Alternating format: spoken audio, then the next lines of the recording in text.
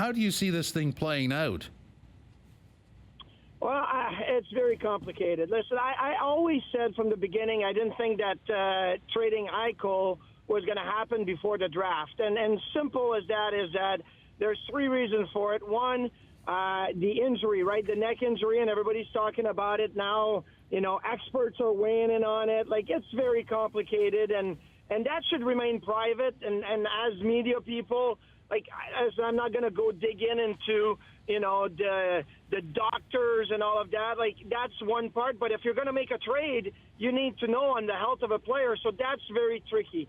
Two, you know, there's a salary cap implication. He's a $10 million player, and the salary cap is staying flat. So that's hard to make a trade. And three, well, it's hard to come up with the assets. And there's not a lot of teams that have the cap space and the assets to be able to trade for Jack Eichel. So I knew that was going to take a long time. And listen, do I think he's going to get traded eventually? Possibly. He could still remain with the Sabres. And Kevin Adams has mentioned that. Look, if Jack is here at camp, then he's here. And we're happy to have him. He's great. Now, as a player, you know every year there's a chance you get traded. Even if you have a no-movement clause, there's a chance you get a phone call and they say, hey, can you waive that no-movement clause? So it could always happen, but when you show up at camp, you put the jersey on, you're a pro, and you go about it. So that could still happen for Jack Eichel and the Sabres. So what are you thinking if you're Rasmus Dahlin, or if you're their first pick Power, or you're one of these guys who assumes he's going to be going to training camp in September and doesn't know where this team is heading? What gets in the head of players like that? Well, you know where the team is headed. This is a team that's rebuilding right now. They're changing the core of the Buffalo Sabres. That group of players that they built around for the last few years is not going to be the same. It was Sam Reinhart. It was Rasmus Ristolainen. It was Ryan O'Reilly. At one point, it was even Evander Kane. That's what it was, and it has changed. So I think that for Rasmus Dahlin, for Owen Power, for Dylan Cousin, those guys all know there's a change in the direction of the organization. It's going to be about getting experience to the younger guys, the players that are needing to mature and to get acquainted with the NHL, and that's what the Sabres are going to do for the next couple of years here. Marty, I mean, this team's got a lot of money to spend. Where are they going to go? And I guess the other question I want to ask you is the goaltending. Are you happy with that?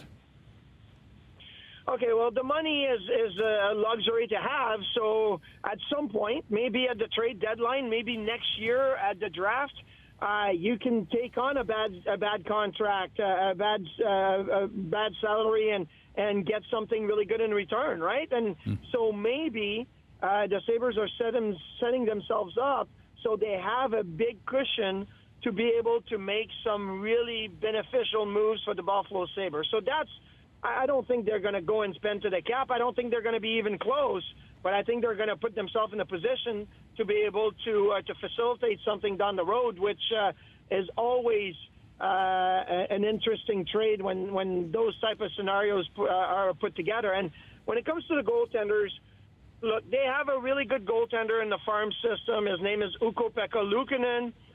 For those who saw him playing with Finland a couple of years back, he won the gold medal with Team Finland at the World Junior Hockey Championship, so he's really good. He's had some injury issues the last couple of years. He got some games in the National Hockey League last year. I think he's going to be in Rochester this season, but in a year or two, could be the young up-and-coming goaltender that the Sabres will have developed.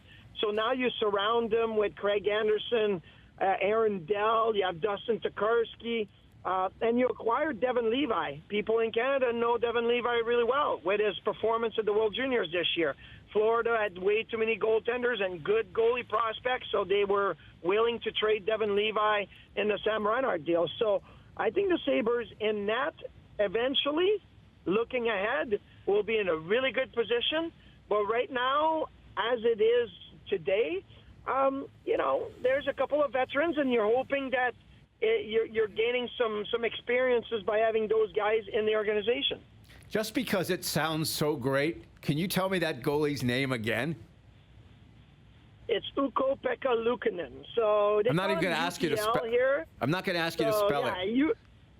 I can spell it. It's Wukkonen, so it's Luukkonen. So it's really good. So Jim and I were talking earlier, and we've been hearing this forever and ever and ever. So much starts with any professional team with ownership. And here are the Buffalo Bills, knocking on the Super Bowl door, so to speak, with the Pegulas as owners. And here are the Buffalo Sabres, probably last in the NHL or thereabouts, having difficulty year after year after year. How has ownership been so good on one side and so not so good on the other? They've been great all around. And I'm not just saying that because I technically work for the Pegulas, but they've really tried many times over. They've been willing to change coaches, change general manager, and pay coaches and general manager not to be in the organization anymore. So they've opened their wallet to be able to move the organization in the right direction. It just hasn't worked. And I think they did the same thing with the Bills. If you recall, when they bought the Buffalo Bills, they tried with Rex Ryan. They tried to do different things until they found Brendan Bean and Sean McDermott. The organization was really not going in the right direction. And you saw the type of players. They couldn't find their franchise quarterback. They tried a few different things. It wasn't working. They got Josh Allen finally, and it's worked. So I think they're looking at the same type of approach now with the Sabres. Kevin Adams is somebody that they really trust. Kevin's been working for the Pegulas the last 10 years. He developed the Harbor Center and the Academy of Hockey and the Junior Sabres program, and then went into the administration of the Sabres and now the general manager. So they trust him just like they trusted Sean McDermott, just like they trusted Brendan Bean. So I think that alone is a really, really strong statement by the Pegulas to say, hey, that's the direction we're going, and we trust Kevin will be doing a great job. So, look, you can roll the dice, and sometimes it works, and sometimes it doesn't. I think that they tried a few different approach. They went outside the hockey norm by, going and hiring Ralph Kruger. That didn't work. They went and looked at a first-time head coach in Phil Housley. That didn't work. They got a big name, Dan Bausma. That didn't work. They've tried. It just, in the end, it's a game of results, and the results have not been there.